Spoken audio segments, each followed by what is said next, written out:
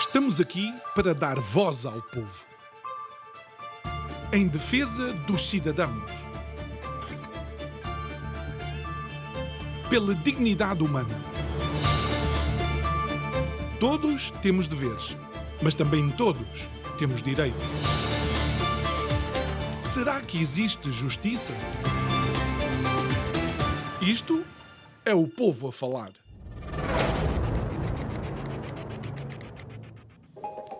A saúde mental foi um conceito que viveu décadas e décadas encurralado entre aquilo que era única e exclusivamente a doença mental. Pior ainda era a ideia de que existia uma arquitetura genética para essa doença mental, o que fazia com que os restantes cidadãos fossem imunes a qualquer tipo de dificuldade do foro mental, e peço desculpa pela repetição. Mas, olha, situações e episódios como os episódios depressivos, algo que começámos a ouvir há pouco tempo, o chamado burnout em contexto profissional, vieram mudar esse paradigma e vieram demonstrar que, se calhar, tudo aquilo que eram os conceitos que guiaram as políticas para a saúde mental necessitavam de ser renovados. Boa noite, o meu nome é João Nuno Pinto e isto é o Povo a Falar. Estou consigo de segunda a sexta-feira, neste mesmo horário, emissão em simultâneo, Curiacos TV e Rádio Vida 97.1. E o tema para este mês de maio é à deriva. Porque à deriva continuam famílias e doentes de doenças do foro mental. Mas o que dizer quando olhamos, por exemplo, para fatores que deviam ser tidos em consideração, como a nutrição e o stress, e não existem, de facto, políticas que ajudem as famílias e os cidadãos a entender e a ter consciência do mesmo. O que dizer quando olhamos, por exemplo, para milhares e milhares de jovens que estão nas nossas universidades e ainda não o poder político consegue entender na realidade o que a falta de expectativa para o seu futuro pode causar a estes jovens. O que dizer quando, por exemplo, o poder político também não faz provavelmente a mínima ideia ou não toma as decisões corretas para aqueles milhões e milhões de cidadãos que todos os dias se esforçam para ter o mínimo com que orientar as suas famílias e veem a impunidade com que os políticos vão fazendo as coisas. É questão para dizer que de parabéns estamos todos nós por não nos saltar mais vezes a tampa. Digo eu que não percebo nada disto.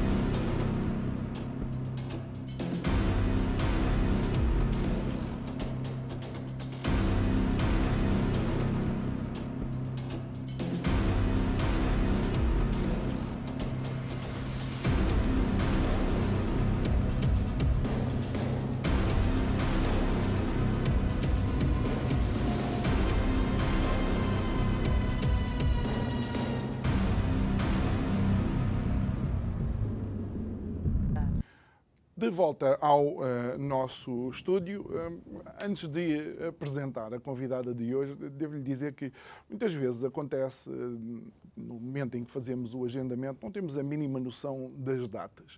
E quando chega o dia e quando se senta à nossa mesa o convidado ou a convidada, ficamos pasmados com, de alguma forma, a coincidência com que as coisas acontecem. E, de facto, hoje é um desses dias. É a nossa convidada de hoje, a Joaquina Castelão, que é a presidente da Familiarmente. E, Joaquina, a coincidência é que hoje, 15 de maio, é o Dia Internacional da Família. Mas as famílias da Familiarmente têm uma particularidade, que é, de facto, o lidar, viver, conviver e ajudar um dos seus familiares com a doença mental. É verdade, é verdade. É um dia importante para comemorar e relembrar, mas no caso específico das famílias, das pessoas que vivem com doença mental, não é só importante relembrar, mas também sensibilizar, a opinião pública, num certo sentido, mas, acima de tudo, os nossos responsáveis pelas políticas de saúde mental e também do trabalho e segurança social, para as necessidades que esta população tem e que, quer se queira, quer não, infelizmente, atinge 25% da população de forma direta. 25% da população. Um em cada 4 de nós pode vir a sofrer ao longo da sua vida de um problema de saúde mental. Daí eu, na nota inicial, ter mencionado que já quebramos o mito de que tinha única e exclusivamente a ver com a parte genética, que a pessoa que está bem vai estar sempre bem.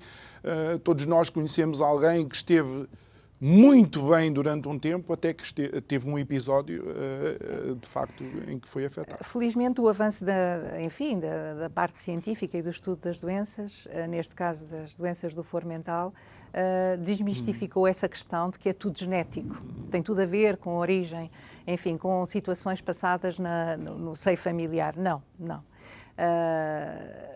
Muitos dos fatores são externos. Tem a ver com a pressão em que as pessoas vivem. Quando falamos pessoas, falamos desde as crianças, da infância, a adolescência, adultos e idosos, não é? Portanto, todas as faixas etárias. O estilo de vida que levam, as condições que têm a nível económico, a nível social, a nível do trabalho, a nível da habitação, tudo isto conta. E depois também, fruto das relações interpessoais, que umas serão melhores que outras e também podem desenvolver digamos assim, situações de stress, de burnout e do adoecer mental, não é? Portanto, isto hoje em dia é transversal. E dependências também, sim, quer não, as amizades por vezes provocam dependências, seja no álcool, seja nos... Mas eu agora, Joaquina, estava a dizer isto e recordei-me que creio que foi a semana passada que saiu um relatório em que Portugal está no topo do consumo de antidepressivos. É verdade, infelizmente.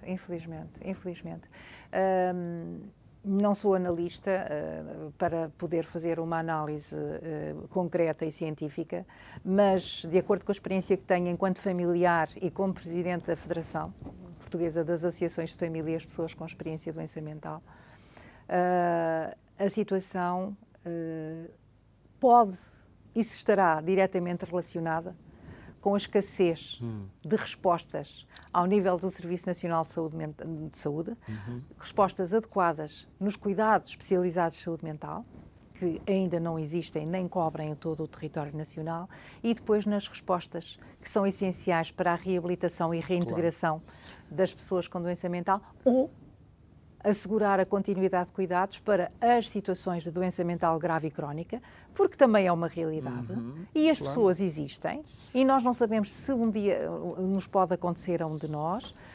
Cerca de 1% a 1,5% da população vive com doença mental grave, crónica e altamente incapacitante, e infelizmente o processo de reabilitação nem sempre é bem sucedido. E estas pessoas não podem deixar de ter uma resposta que nós consideramos que é a continuidade de cuidados ao longo da vida. E isso é importante até no dia em que estamos, porque muitas vezes são as famílias que asseguram isso. E já lá vamos. São as famílias porque entretanto na sexta-feira há de facto um encontro, é o 8º Encontro Nacional das Famílias. O tema é a saúde mental para todos. Portanto, esta sexta, 19 de maio, onde é que se vai realizar e normalmente quais são os temas? É pelo 8º ano consecutivo. Portanto, relembrar só que a Familiarmente foi formalmente constituída em março de 2015 e um ano depois realizou logo o seu primeiro encontro. Portanto, este ano, em 2023, estamos a organizar o 8º Encontro Nacional. Este ano é nacional porque, por acaso, não temos individualidades internacionais. O ano passado, por exemplo, foi internacional porque tivemos representantes da EUFAMI e privilegiamos a organização destes encontros fora dos grandes centros. Portanto, já fizemos realmente em Lisboa e Porto, mas é importante percorrer o país real. E este ano optámos pela região centro, que abrange Coimbra, Viseu, Castelo Branco, Aveiro, enfim, uma série de concelhos ali. E de acordo com as disponibilidades do espaço que encontramos, recaiu na região de Aveiro, mais concretamente em Ilha, e vai realizar-se numa estrutura que será conhecida de muita gente, mas também desconhecida, que é na antiga e atual fábrica de porcelana da Vista Alegre, que tem várias estruturas. Estava a dizer Vista Alegre, eu estou-me a lembrar já de outra notícia, mas não é. O nome da Vista Alegre foi atribuído, segundo consta, pela bonita paisagem que se avistava daquela região sobre a ria. Estava a lembrar do novo membro do Conselho de Administração da Vista Alegre, mas isso depois falamos. Isso transcende, porque eu isso não sei. E vai ser no espaço que é designado por Laboratório de Artes, Teatro da Vista Alegre de Ilhavo. É presencial.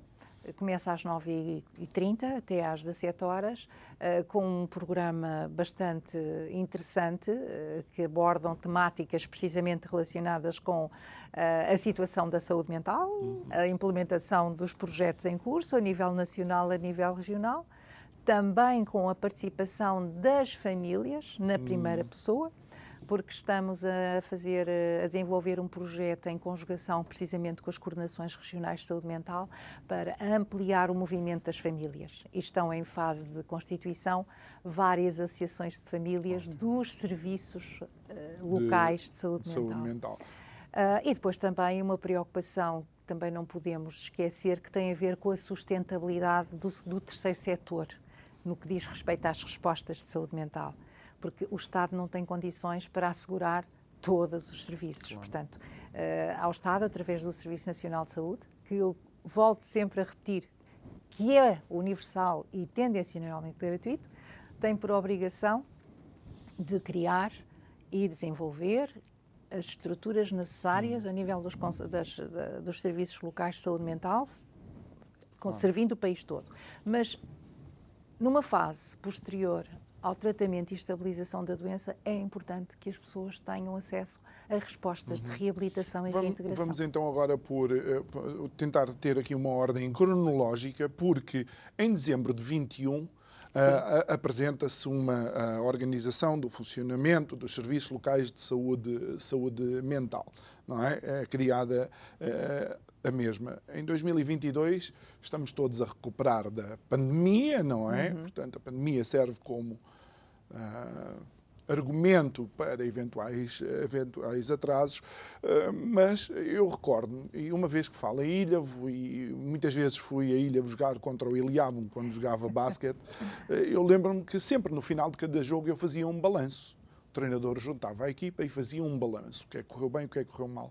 Não estaria na hora de também fazer um balanço do que é que tem sido a implementação destes serviços locais de saúde mental? Essa é uma das eu digo exigências, porque fizemos questão que no programa deste 8º encontro constasse um momento precisamente para o ponto de situação que será feita por todos os coordenadores regionais, são 5, regionais no país, há a região norte, região do centro, Lisboa e Val do Tejo, Alentejo e Algarve, precisamente para dar conta do trabalho que conseguiram já desenvolver ao longo deste, eu não digo 2 anos, porque realmente é cerca de 1 ano e meio.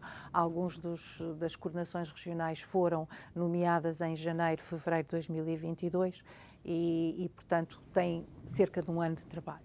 De qualquer maneira, é importante fazer o ponto de situação, não só relativamente ao trabalho e aos planos, projetos em curso, mas também, de uma forma geral e a nível nacional, um ponto da situação da reforma da saúde mental, que também está prevista ser feita pelo Sr. Coordenador Nacional das Políticas de Saúde Mental.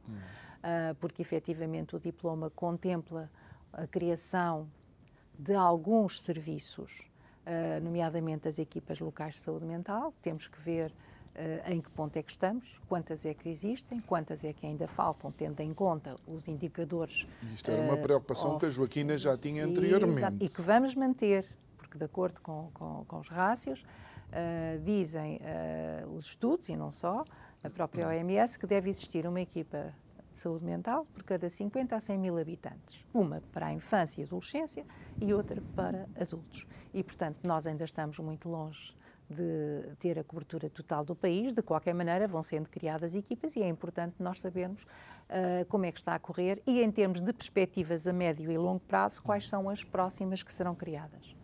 Por outro lado, também houve a criação, em alguns casos, e ainda está em fase de implementação, os Conselhos Locais de Saúde Mental, que passam a integrar representantes dos familiares e dos utentes do respectivo Serviço Local de Saúde Mental. Isso é fundamental, porque até agora as famílias conseguem ter voz através da Federação, da Familiarmente, e tinham apenas assento no Conselho Nacional de Saúde Mental. É um conselho a nível macro e que, portanto, não chega, digamos assim, às situações reais e concretas das localidades, coisa que vai acontecer através dos conselhos locais. E também precisamos realmente fazer o ponto de situação, como está esses conselhos, quais aqueles que efetivamente já estão em funcionamento e se efetivamente houve responsabilidade da parte dos dirigentes, de quem, portanto, é o presidente desses conselhos, de endereçar o convite para a participação das famílias. Isto é fundamental. Eu ia mencionar isso e continuamos aqui nesta questão.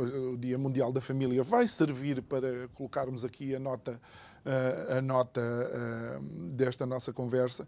Eu recordo-me, quando estive em Setúbal, que a ideia com que eu fiquei, e posso estar errado, é de que ou havia uma resistência por parte destas equipas locais em ter um representante das famílias, ou as coisas estavam demoradas. Estou muito errado? Sim. Estou longe da verdade? Não. Fez uma leitura correta. Porque é uma inovação, este diploma. Que delinea os princípios gerais e as regras de organização e funcionamento dos serviços locais de saúde mental, traz algumas novidades. E uma delas é precisamente maior intervenção das famílias e dos utentes, que é importante, porque até agora os planos regionais eram concebidos sem a participação dos principais interessados, porque realmente os serviços existem e as respostas são criadas de acordo com as necessidades da população que servem. Ora, se a população que servem não está ali representada, falta o essencial, quer dizer, porque são técnicos a falar com técnicos. Nós precisamos realmente dos técnicos e dos responsáveis, principais responsáveis, mas precisamos de ter a voz das famílias e dos utentes para dizer de sua justiça se efetivamente a forma como os serviços estão organizados, a forma como funcionam, as respostas que dão estão ajustadas às necessidades. Claro que isto não é feito assim de qualquer maneira.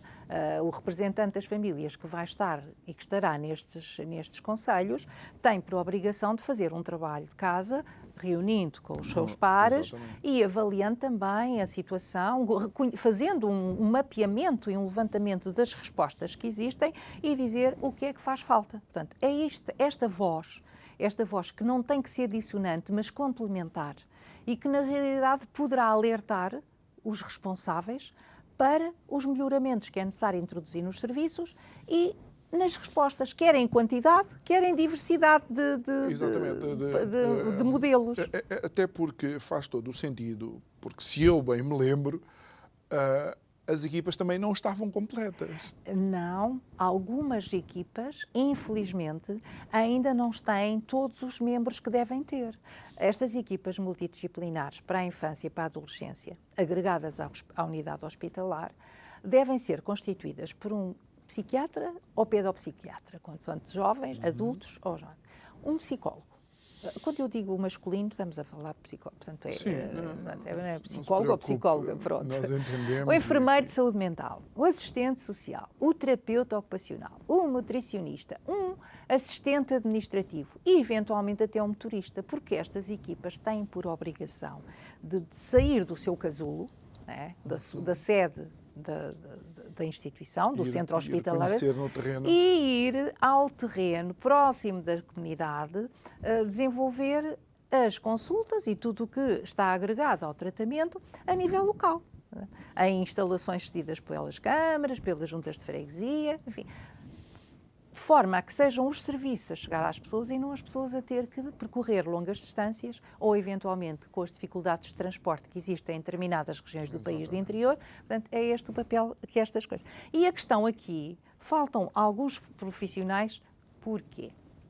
porque é necessário contratá-los, porque eles não existem ainda nos quadros dos respectivos serviços. E tudo o que respeita à realização de despesa nova, tem havido muita renitência da parte do Ministério das Finanças em desbloquear as verbas. E isso tem sido constante. Nem com o dinheiro, nem com o extra provocado pela inflação, nem com a entrada de capital. A saúde mental, infelizmente, continua parente pobre da saúde em muitas situações, infelizmente. Olha, ainda há poucos Ficámos tão dias... contentes que nunca tinha havido tanto dinheiro para a saúde mental, não é? Pois, mas o problema é que uma coisa é anunciar que há verba para X, Y na área da saúde mental. Outra coisa é a efetiva descabimentação dessa verba. E aí é que a questão se tem colocado nos últimos anos. A Joaquina dizia que há uns dias, antes de interromper...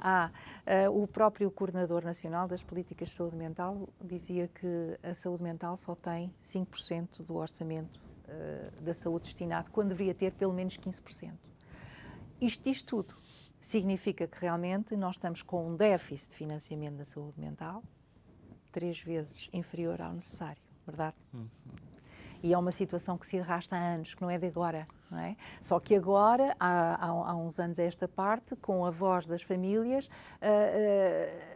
conseguimos fazer chegar à comunidade em geral estas carências, porque, enfim, e acreditamos que água mole em pedra dura, tanto dá até que fura, até que alguém nos ouça.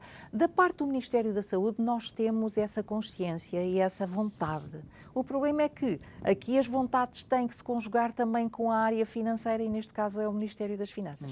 E realmente aí, por causa, eventualmente, do controle do déficit, as cabimentações permanecem, continuam e são uma realidade. As cativações, peço desculpa, cativações. Eu recordo-me porque foram as cativações que permitiram o brilharete do déficit também há alguns anos. Sim, ou seja, nós achávamos que tinham existido contas corretas, mas as contas foram corretas porque o dinheiro não foi disponibilizado para uma série de projetos. É verdade, e infelizmente, segundo notícias recentes, até isso terá acontecido no ano 2022, com a cativação das verbas do Plano de Recuperação e Resiliência.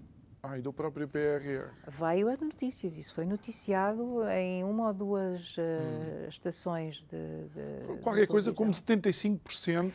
Os valores eu não posso afirmar porque não me recordo realmente do conteúdo total da notícia. Mas que foi o Conselho Nacional de Finanças, acho que se chama assim. Doutora Nazaré, qualquer coisa. E o próprio Tribunal de Contas. Também me parece que foi o próprio Tribunal de Contas que também referiu esta questão. Situação. O Conselho Nacional de Finanças, que é assim que se chama esse organismo, que referiu efetivamente que os bons resultados do déficit do ano 2022 resultaram, em certa medida, da não aplicação das verbas que foram disponibilizadas a Portugal e que deveriam já estar no terreno, entregues às instituições que desenvolvem os projetos no âmbito do PRR. Neste caso, isso verifica-se também na área da saúde mental, porque nós temos verbas alocadas para a criação de 40 equipas locais de saúde mental, ao longo destes 4 anos que dura o PRR, e elas também estão a ser criadas a conta-gotas, porque implica a contratação e implica a responsabilização do Estado ao segundo ano de atividade por todos os encargos inerentes ao funcionamento. E é isso que nós vamos falar daqui a pouco, é porque tem que haver vida para além do dinheiro do PRR e parece-me que isso também vai preocupando as famílias e familiarmente. Nós agora vamos até à nossa rubrica dos direitos e deveres e depois regressamos para continuar a nossa conversa. Até já.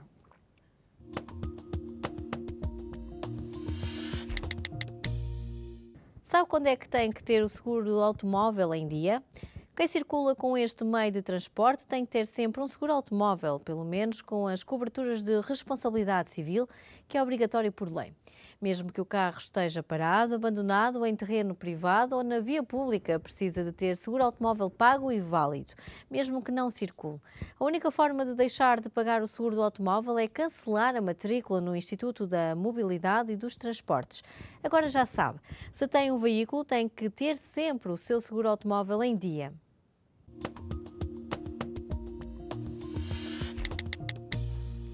De volta ao nosso estúdio, estamos a conversar com a Presidente da Família Armendes, Joaquina Castelão. Estamos a abordar o tema da saúde mental. Recordámos que a 19 de março, ou seja, 19 de maio, a próxima sexta-feira, vai-se realizar o 8º Encontro Nacional das Famílias. O tema é saúde mental para todos. E tal como eu disse, antes de irmos à nossa rúbrica, uma das preocupações que a Joaquina também tem tem que existir vida para além do dinheiro do PRR. Ou seja, estas políticas não podem morrer quando o dinheiro do PRR acabar. Não é? Claro. Quer dizer, o PRR vem dar um certo impulso à criação e desenvolvimento de serviços ligados à área da saúde mental, como são as equipas locais, que são fundamentais. Mas através do PRR está previsto, como eu acabei de referir há bocadinho, antes de irmos para o intervalo, 40 equipas, distribuídas por infância, adolescência e adultos.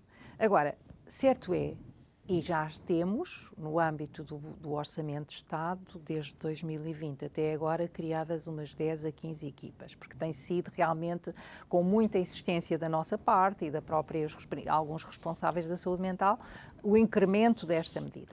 Agora, certo é, de acordo com a população residente em Portugal, que somos 10 milhões e 400 mil pessoas, de acordo com os dados do INE, do Censo de 2021, e tendo a necessidade de existir uma equipa por cada 50 a 100 mil habitantes, nós precisamos mais de 200 equipas para satisfazer as necessidades do território. Portanto, vamos levar uns anitos a lá chegar.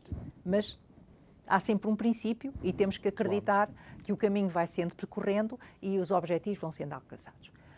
Contudo, relativamente às equipas criadas através do Plano de Recuperação e Resiliência para a Reforma da Saúde Mental, o PRR contempla as despesas de funcionamento do primeiro ano e a aquisição de um veículo elétrico, precisamente para a deslocação das equipas. Ora, findo esse ano, a responsabilidade de assumir as despesas de funcionamento, incluindo as remunerações dos diferentes elementos da equipa, enfim, todas as despesas inerentes ao funcionamento, têm que passar a ser assumidas através do Orçamento Geral do Estado. E isso preocupa-nos, porque, efetivamente, em 2024, eventualmente, já terá que ser inscrito em Orçamento de Estado os custos de funcionamento das que, entretanto, foram criadas em 2023. Okay? E assim sucessivamente. Quando chegarmos a 2026, se todas as 40 equipas forem criadas, o Estado tem que assegurar, passa a ter que assegurar o funcionamento, mas não faz mais que a obrigação dele, atenção, porque é uma necessidade premente, não é uma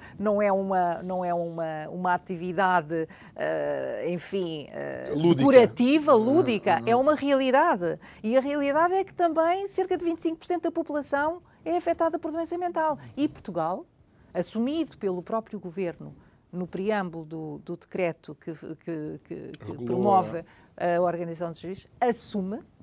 Não diz que são 25%, porque, enfim, mas diz que são 22,9%, com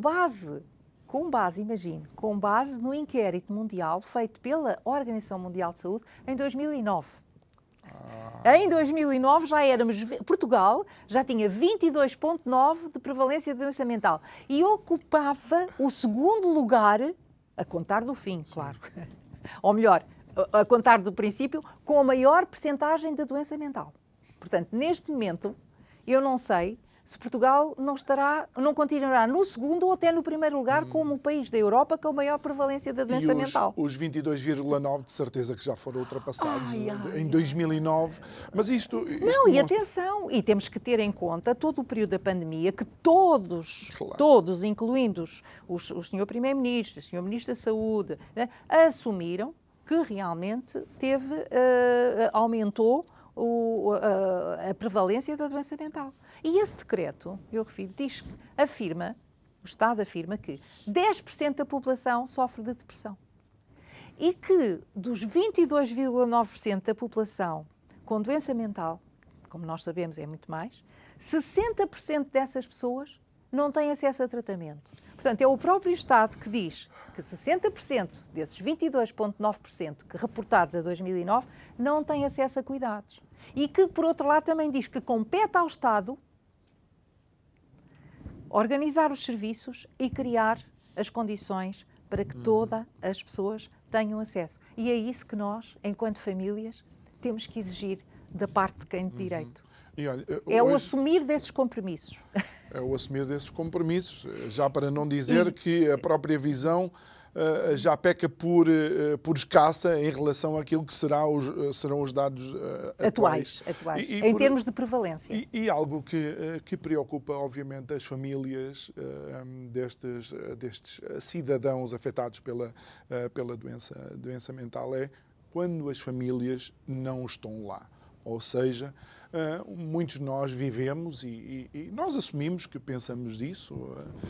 Com certeza a Joaquina o faz e eu também, enquanto familiares de pessoas que têm essa situação, nós pensamos no futuro. Ou seja, quando nós cá não estivermos, como é que podemos, ou como é que o nosso familiar está assegurado? Como é que a Joaquina lê se há movimento, se há inércia, se... A inércia da parte do Estado tem havido há muitos anos, porque já no Plano Nacional de Saúde Mental, que vigorou entre 2008 e 2016, à semelhança do que a maior parte dos países, nós falamos nos países europeus, que é aqueles com quem nós mais perto estamos e nos identificamos, não é? Em termos de cultura e assim. Já era feito referência à criação de estruturas adequadas para que as pessoas com doença mental grave crónica e que, por exemplo, alguns deles ainda vivem em hospitais psiquiátricos porque deixaram de ter suporte familiar, passassem para unidades de menor dimensão, devidamente adequadas, residenciais, que lhes assegurem e garantam a continuidade de cuidados em saúde mental ao longo da vida. Acontece que isso acabou por ficar, portanto, nós, durante esse período, fechámos apenas um hospital psiquiátrico, que foi o Hospital de Miguel de Bombarda. E foram, enfim, dispersando os doentes, ficando com uma pequena bolsa de cerca de 24 a 25, tendo criado para o efeito uma residência designada por residência de apoio máximo para essas pessoas aqui em Lisboa, com 25 lugares. De lá para cá, estamos a falar em 2010, pouco ou nada se fez. As residências de apoio máximo destas características não foram criadas, ainda que estejam previstas no âmbito da rede de cuidados continuados. Pois, está tudo previsto, está tudo escrito, Joaquim. Agora, no âmbito do PRR, para tentar colmatar essa falta, que é da maior relevância, e também criar condições para outros doentes que, entretanto, foram sinalizados e estão sinalizados com essa necessidade, mas que não têm resposta por falta de lugares. Não é? Essa é uma realidade. Se não há lugares, as pessoas não podem aceder às estruturas. Está prevista a criação de 300 lugares. 300 lugares esses que ainda não conseguem dar resposta a todos os atuais residentes, pessoas com doença mental grave, crónica e sem suporte familiar, que estão nos hospitais psiquiátricos, em enfermarias de tratamento, sem as condições ideais, terapias ocupacionais, enfim, uma série de condições que um hospital não garante, porque o hospital, a enfermaria, é para uma permanência de curta duração, para tratar na crise e não para uma permanência de longa duração. Só que neste momento, o Estado ainda não concluiu todos os mecanismos e procedimentos necessários para lançar os concursos para a criação dessas 300 lugares. Ora, a criação desses 300 lugares, enfim, tem um financiamento assegurado pela Segurança Social numa determinada percentagem, que eu não tenho a certeza, mas acho que anda à volta dos 70%. Significa que a instituição do terceiro setor que agarrar ou que se candidatar a esses projetos vai ter que assumir uma pequena ainda parte, 30% a 25% do financiamento. Mas ainda não sabe as linhas com que se vai cozer no futuro. Isto é, em termos de funcionamento, qual é o protocolo ou o acordo que o Estado se vai celebrar com eles para garantir, não é, a permanência, darem resposta a essas pessoas. Ou seja, nem as associações do terceiro setor podem sequer preparar o futuro, porque ainda não está nada claro. Neste momento ainda não. Porquê? Só vai servir para atrasar ainda mais as respostas. A preocupação da nossa parte é que, efetivamente, o tempo está a passar. Alguns dos prazos estabelecidos pela própria União Europeia para a aplicação destes fundos eventualmente já prescreveram e corremos o risco de deixar voar, que é mesmo assim, as verbas alocadas para a criação desses 300 lugares. Lamentavelmente, e lá vamos continuar sem respostas nesta área, e que são fundamentais. E Joaquina, estamos a conversar com a Joaquina Castelão, presidente da Familiarmente, para relembrar os nossos telespectadores e os nossos ouvintes que quando as verbas não são executadas, verbas enviadas pela União Europeia, quando elas não são executadas, têm que ser devolvidas à União Europeia. Portanto, o dinheiro não fica aí para usar mais tarde. Não fica, mas quer dizer, mas eventualmente também, digamos assim, qual é o proveito que o Estado tira em não fazer a aplicação devida e quais as consequências que essa falta de aplicação tem para a população de Portugal, para a população com necessidades, que são muitas. Como eu referi há bocadinho, estima-se que 1% da população portuguesa vive e convive com a doença mental grave, crónica e altamente incapacitante. E que muitas dessas pessoas têm já uma idade igual ou superior a 50 anos, que já não têm suporte familiar, que eventualmente o pouco suporte familiar que ainda têm está a escassear e a terminar e o próprio suporte familiar também já precisa de ser cuidado. Nós temos familiares com 90 anos a cuidar de filhos na casa dos 50, 60. Portanto, isto cria uma angústia muito grande, cria uma falta, um medo quanto ao futuro do seu filho, claro, ou do seu irmão, no meu caso é a minha irmã. Eu sou mais velha que a minha irmã. Eu não sei se sobrevive à minha irmã. O que é que acontece à minha irmã quando eu deixar de existir? Em que condições é que ela vai viver? Porque ela é uma pessoa que não tem problemas a nível de locomoção, mas tem um déficit cognitivo muito elevado. Não consegue gerir a sua vida, não se responsabiliza pelo pagamento das contas de água, luz, eventualmente é capaz de passar uma semana inteira a comer uma lata de feijão seco. Isto são pequenos exemplos que eu dou, porque a pessoa não tem discernimento suficiente para fazer, por exemplo, até a higiene diária, que é habitual, que todos nós fazemos, não é? Nem cuidar da sua casa, nem da sua roupa, nem da sua saúde, porque as pessoas isolam-se, deixam de fazer a medicação e até deixam de comparecer no centro de saúde ou na unidade de saúde familiar. E até agora, da parte dos serviços, não vemos a preocupação de saber quando um doente uma pessoa que é assistida pela equipa, deixa de aparecer. Até agora eu ainda não vi qualquer preocupação em saber o que é que aconteceu àquela pessoa, em realmente fazer uma visita domiciliária para perceber a situação, enquadrar o problema e encontrar uma solução. E é isso que nos preocupa muito. E Joaquina, algo que nós estamos aqui a falar, nós não estamos a falar daquilo que foi uma realidade no século XIX, que era aquela a institucionalização das pessoas. Não, estamos a falar de residências com condições e apoio para estas pessoas. Apoio especializado de saúde mental, que é muito importante, porque estas pessoas, quando atingem uma determinada idade, ainda que consideradas idosas, elas não podem ser, digamos assim, armazenadas, desculpe o termo, em lares gerais, onde estão pessoas, enfim, com outro tipo de patologias, com outras limitações, com várias comorbilidades. Estas pessoas precisam de um trato especial e adequado. Precisam de ser motivadas à realização diária das suas atividades de vida diária, serem motivadas a manter e continuar o tratamento que é necessário, porque mesmo doentes, há necessidade, a doença pode ser tratada e estabilizada, não é? E isso é muito importante. E, por outro lado, terem intervenções terapêuticas adequadas à situação e não apenas ficarem, enfim, agarradas a uma cadeira ou uma cama 24 horas sobre 24 horas, que não é esse o objetivo. Daí a importância destas respostas, que é preciso criar, desenvolver, disseminar. Porque no país, ao longo do país, há muita gente a necessitar disso.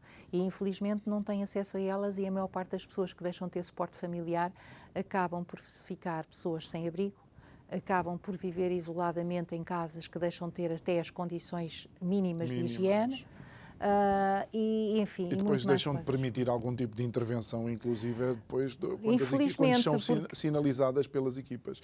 É que às vezes essa sinalização também é vista apenas como uma questão do apoio social e não se faz uma leitura mais abrangente e completa da situação e se diz esta pessoa precisa de ajuda médica especializada e não apenas de uma equipa de intervenção que vai lá à casa fazer a higiene da casa, não sei se me faço entender. Sim, porque essa pessoa está assim porque está descompensada. A sua doença descompensou. Conforme há uma descompensação de uma doença diabética, enfim, de uma insuficiência cardíaca, a medicação, o tratamento é fundamental.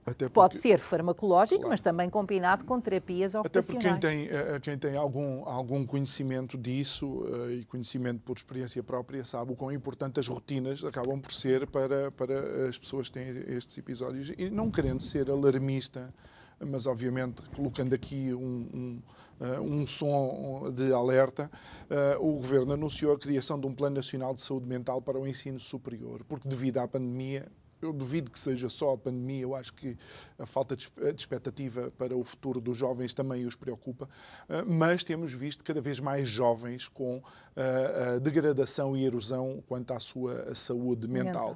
Isto a dia 22. No dia 24, 4 partidos diferentes, que não o do Governo, ou que apoiam o Governo, apresentaram propostas de lei. Todas elas foram negadas. Quando é que o povo deixa de sofrer destas politiquices? É um problema que infelizmente se arrasta há anos. Só que agora, no presente, nós estamos a viver uma situação que realmente não ajuda a colmatar as necessidades da população a todos os níveis. E neste caso, mais específico, da saúde mental. Porque temos uma maioria absoluta, que, como o nome diz, é absoluta, e senhora do voto. Portanto, por mais propostas que os diferentes partidos que compõem enfim, que foram eleitos pelo povo, não é? E que compõem a nossa Assembleia da República, há um partido dominante que tem uma maioria absoluta e que, por revanchismo, enfim, às vezes é difícil de compreender as razões, tem recusado muitas propostas. Mas a propósito dos jovens universitários, a questão que se coloca não tem a ver só com a pandemia. Eu digo-lhe isto porque já em 2015 houve uma associação de estudantes universitários que convidou familiarmente para uma conferência e no final dessa conferência, falar, portanto, da questão da nossa experiência como familiares, foram dezenas os jovens dessa faculdade que se dirigiram no final do seminário para obter mais informação e saber a forma como poderiam obter apoio. Porque, efetivamente, os nossos jovens não têm o acompanhamento necessário por parte da saúde mental da infância e adolescência, desde o seu nascimento, na fase do infantário, no primeiro ciclo do ensino básico e por aí adiante. Realmente existem psicólogos nas escolas. Mas o rácio também... Não, e o problema não é só isso. São psicólogos que estão, digamos assim, mais direcionados para resolver os problemas dentro da escola e não propriamente para o apoio individual. Okay. Porque quando surgem situações de problemas de saúde mental, esses profissionais agregados à escola têm por obrigação de fazer o encaminhamento para o Serviço Local de Saúde Mental, para a Unidade de Saúde Familiar. Mas como depois não há as respostas... E depois há a questão aqui que os jovens também, ainda que o ensino hoje em dia esteja muito facilitado, em termos, segundo dizem, em termos de avaliação e em termos de programas e percursos escolares, o que é certo é que eles vivem, muitos deles vivem situações de bullying a vários níveis, sentem uma pressão muito grande relativamente às áreas de formação que escolhem. Depois há expectativas que são criadas a nível do ensino superior que muitas vezes ainda não está adequada à realidade do mercado de trabalho e, portanto, são pessoas que vivem no primeira pessoa problemas de saúde mental que precisam de apoio. A questão do plano proposto pelo Governo, trata-se de um plano.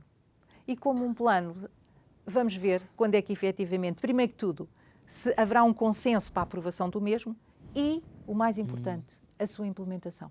Nós estamos já a entrar nos últimos 5 minutos, mas quero só fazer aqui uma menção ao reitor da Universidade de Lisboa, Luís Ferreira, que num encontro relativamente à saúde mental em contexto do ensino superior, ele disse que assim que foi detectado essa necessidade, em pouco tempo a faculdade duplicou o número de psicólogos.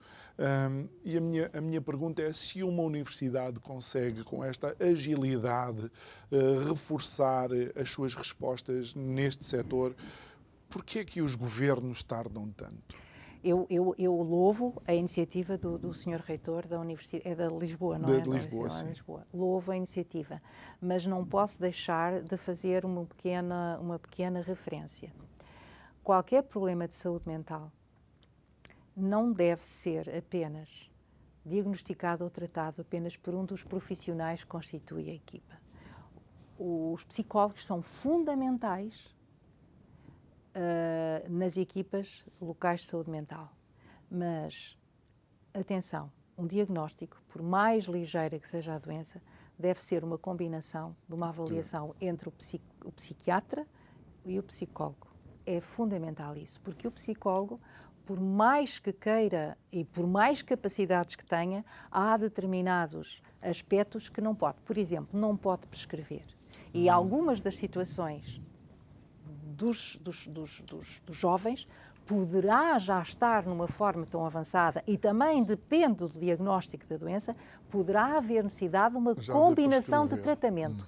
Portanto, é de louvar, mas atenção, o ideal é que as pessoas pudessem ser sinalizadas para as equipas de saúde mental da localidade onde está a universidade ou onde os jovens residem. Isso é que seria o ideal, para poderem ter uma resposta articulada, combinada e completa. Muito bem. Nós vamos entrar nos últimos 2 minutos e vamos falar sobre as expectativas, novamente, para concluir com o Encontro Nacional das Famílias, o 8º encontro, que se vai realizar na sexta-feira, 19 de maio. Quais são as principais expectativas que a Joaquina tem para o encontro? Antes disso, eu só gostaria de dizer que o encontro é aberto à comunidade, que a participação não tem custos e que qualquer pessoa, familiar, utente, profissional, se pode inscrever através do link que está disponível na página da Familiarmente. É importante isso. Pronto, nós vamos colocar também o link. A inscrição é totalmente gratuita, não tem qualquer encargo e da parte da organização até há, digamos assim, a gentileza de fornecer um almoço ligeiro e de trabalho. E quais são as expectativas? As expectativas é que, efetivamente, face à exposição e à apresentação que, a nível da coordenação nacional e coordenações regionais, nós tenhamos boas notícias e, por outro lado, vamos ser incisivos quanto à necessidade de respostas. E também relativamente ao movimento associativo das famílias que está em crescendo e que para nós é extremamente fundamental e que queremos continuar a que ele cresça. Temos que ser mais, cada vez mais, distribuídos pelas diferentes regiões do país. Em relação ao ano passado, Familiarmente cresceu também? Felizmente, sim. Tem crescido sempre e tem havido, digamos assim, maior intervenção pública da parte da Familiarmente, porque é muito solicitada para intervir em diferentes áreas da sociedade, o que é bom, porque também é uma forma de combater o estigma. Claro. e alertar para a situação. E quem sabe se o papel aqui do Isto é o Povo a Falar também não é importante Claro, para dar alguma visibilidade. Claro que é muito importante. Joaquina, eu agradeço muito, não só ao programa, mas a toda a equipa da Curiacos, incluindo, claro, a equipa do Isto é o Povo a Falar. Há outros colegas que a convidam. Joaquina, muito obrigado por ter estado aqui connosco. Desejo-lhe um congresso fantástico. Obrigado a si que nos acompanhou. Mostro-lhe a nova caneca, que de um lado diz Isto é o Povo a Falar, do outro digo eu que não percebo nada disto. Por baixo diz Curiacos TV. E a mim resta-me agradecer pelas canecas, são lindas, e agradecer a si que nos acompanhou tanto na Curiacos TV como na Rádio Vida. Estamos de volta amanhã para mais um Isto é o Povo a Falar. Um resto de uma boa noite. Até amanhã.